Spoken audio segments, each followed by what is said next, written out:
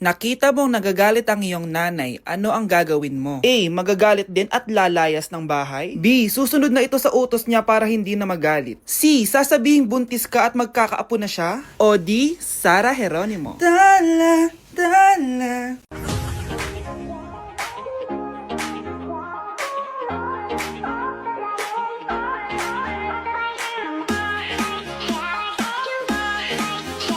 Ayan, bilisan mo! Abulin mo na! Nay, alam mo, adik ka na dyan sa pinapanood mo. Eh, kasi naman anak, nakakahook tong batang Quiapo. O siya na, Nay, sa kwarto muna ako, ha? O sige na anak, tapusin ko lang to, ha? Ala, yan yung mga kalaban! Bilisan mo! Saan yung kumakatok? Wala namang tao, ah. Lo, tapos na agad? Nakakabiti. Saan yung kumakatok? Hello? May tao ba dyan?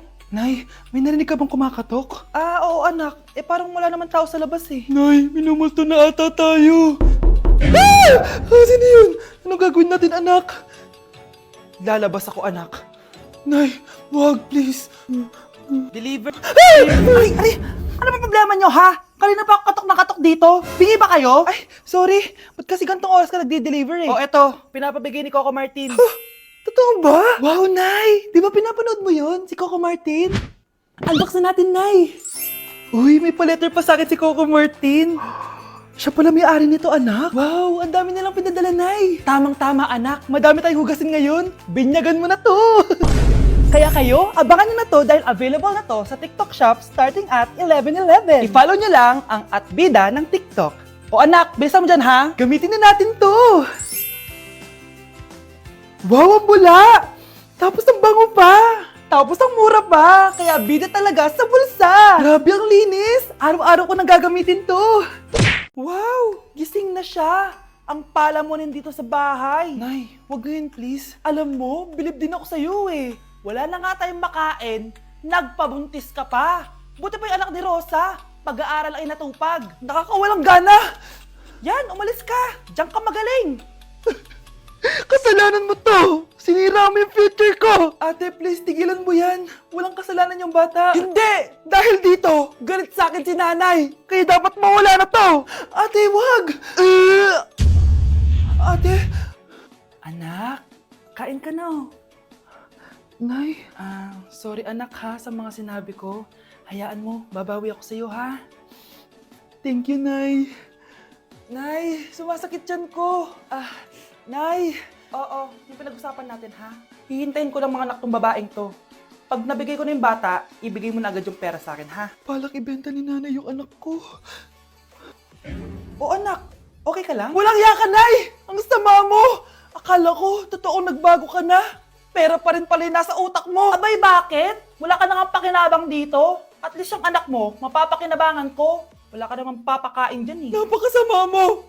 Lalayas na ako sa impyernong to! Sige, lumayas ka! Sino tinakot mo? Tignan natin kung saan ka pupulutin. Hello, Bes. Hello, Bes. Kilala mo ba si Edward? Oo, Bes. Siya yung ama ng dinadala ko. Mayaman pala sila, Bes. Gusto kanyang makita kasi gusto niyang panagutan yung baby mo. Talaga? Oo, Bes. Ito na yun, Bes. Bes, hindi mo na kailangan magtiis na nanay mo. Hindi pwedeng anak ko lang ang makikinabang sa yaman ng lalaking yun. Dapat ako din. Mare? Uy, Mare! Long time no see. Kamusta ka na? Okay lang naman, Mare. Alam mo ba, Mare? Yung anak ni Brenda, Diyos ko, nabuntis. Ang bata-bata pa nun eh. Chismis agad siya oh. Di niya muna asikasuhin yung mukha niyang parang tosino. Lo, trust the process kasi yan, Mare. Huwag mo na i-gaslight sarili mo, Mare. Kaka-rejuve mo yan eh. Tingnan mo na sira ng skin barrier mo oh. Tapos namamaga pa yung mukha mo. Wala akong choice, Mare. 3 months na nga ang kulay red yung mukha ko. Akala nga nila ako na si Anger ng Inside Out. Gusto mo ng choice? O eto, bibigyan kita ng choice. Gamitin mo tong Glad to Glow Blueberry Face Wash. For sure, after mo gamitin to, aayos na yung skin barrier mo at mawawala na pagka-inflame ang skin mo. Gamitin mo to day and night para bongga. Ay, salamat dito, Mare, ah. Oh, akala mo nakakalimutan ko na? Nasaan yung utang mo? Huwag ka munang dumagdag sa problema ko ngayon, Mare, ha? Okay, class, settle down. Ibibigay ko na yung mga exam nyo. Okay, get one and pass. Ma'am, sorry I'm late. Class, anong sabi ko kapag late na dumating? Hindi po mag-e-exam. Tama. So, bawal ka na mag-exam, Scarlett. Hi, ma'am. Nandito na ako. Medyo na-traffic eh. Oh, Jessica, buti nakahabol ka. Oh, eto. Pinag-reserve ka to ng test paper. Mag-exam ka na. Thank you, ma'am. Lo, ang unfair. Bakit si Jessica pwede mag-exam kahit late? Iba kasi si Jessica. Hindi mo siya kagaya. Okay, class. Nagets niyo ba yung lesson? Naiihi ako. Ma'am, may I go to the CR? Kita mo nag-lesson ako, di ba? Makakahintay ang ihi mo.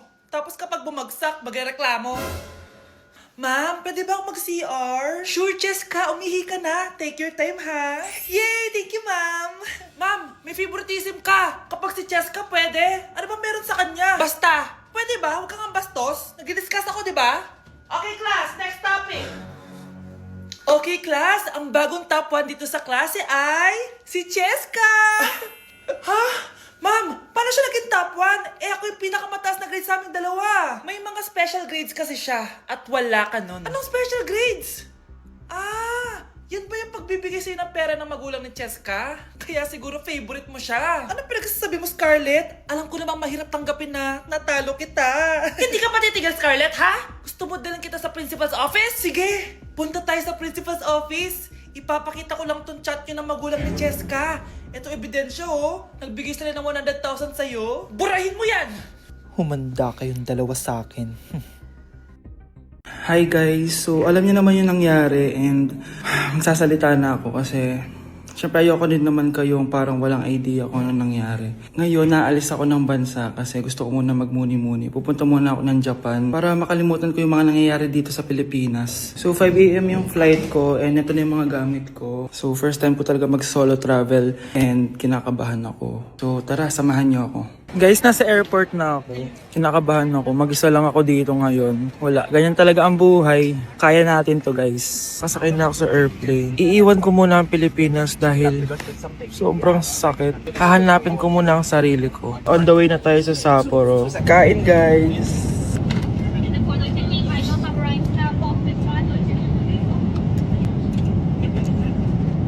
So hi guys, nasa Japan na ako. Ito na yung mga gamit ko. Naka-puffer jacket na ako kasi -6 daw mamaya. Medyo nasasad ako guys kasi palagi kong kasama si Honey Bunch pag nagja-Japan ako. Pero ngayon solo lang ako guys. Mamaya ikukwento ko na talaga yung mga nangyari.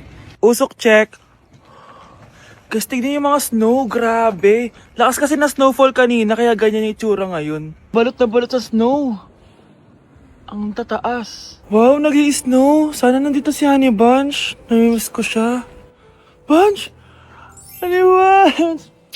I love you. So, sasabihin ko na sa inyo guys kung ano talaga yung nangyari. May lang yung snow. It's a prank! Walang maghihiwalay. I love chapter kasi 5 years na kami ni Honey Bunny. A new chapter is getting ready right Grabe now. guys, oh! Relationship goals talaga. Nag-i-snow, tas kayo lang dito. Yes! So, literal na kami lang. I love you so much. Mwah! Grabe, na-snow na yung mga luggage namin. Kaya pa, Bunch? Bilis. Tara na. Happy anniversary! I love you. Walang maghihiwalay, ah. Yes, no. Ano kaya pwede makain? Lo, walang makain! Sino yun? Aba, gising pa pala tong batang to. Minumulto na ata ako. Anong multo ha? Bakit gising ka pa? Nay, anyari sa'yo? Umalis ka sa katawan ng nanay ko. Kulay pink lang yung mukha ko, di mo na ako makilala. G2G pink lipstick lang to. Para saan yun, Nay? Super dull kasi na skin ko before. Simula ginamit ko to, nakaka-instant brightening at nakaka-smooth talaga na skin texture. 2 times a week ko to ginagamit kaya ang ganda na ng skin ko ngayon. O diba, glass skin, grabe. Wow, ang galing pala niyan, Nay. Pwede ko bang kainin yan? Patay gutom ka talaga. Oh, mag-skincare ka na lang. Tignan mo, mukha ka na multo kakapuyat mo. Oh, ito, gamitin mo to. Sige, Nay. Maglalagay ako. Pag pinaluha mo ang nanay mo, tandaan mo, may kabayaran ang bawat luha niya. Isipin mo ito, noong maliit ka pa, ilang beses ka bang umiyak sa gabi? Ilang beses kang nagkasakit at nag-alala siya? Ilang beses kang nagutom at tiniis niya ang sarili niyang gutom para lang may maihain sa'yo?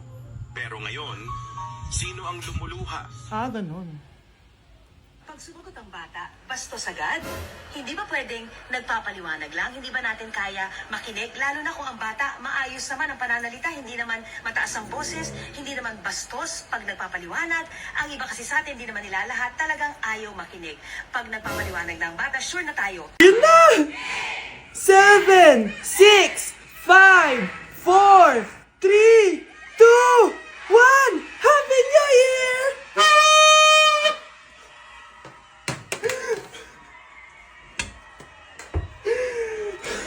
Pero na naman, ha?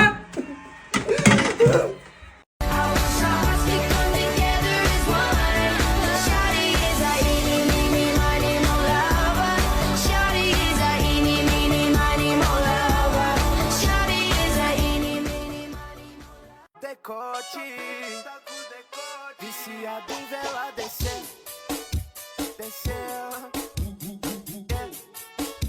desceu, viciado em vela descer, Anak, Oh, Nay, gising ka pa? may ibibigay lang ako sa'yo. O eto, good luck to ha.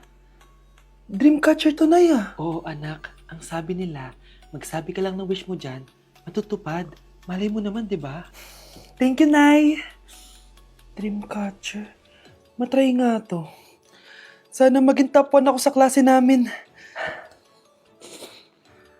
Anak! Congrats! Bakit po, Nay? Ikaw daw ang top 1 sa klase nyo! Totoo ba, Nay? Totoo nga to.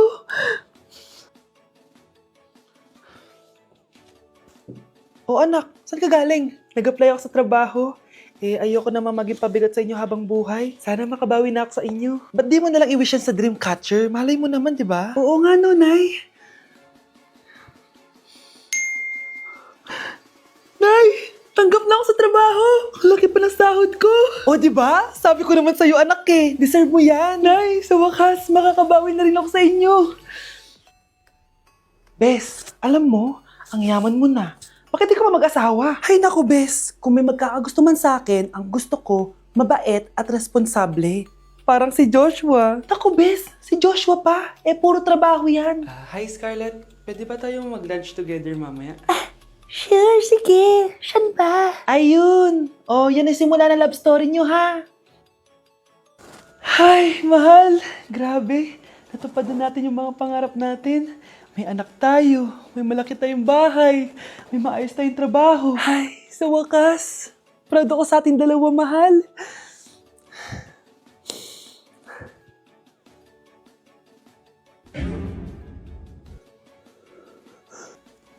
Mahal?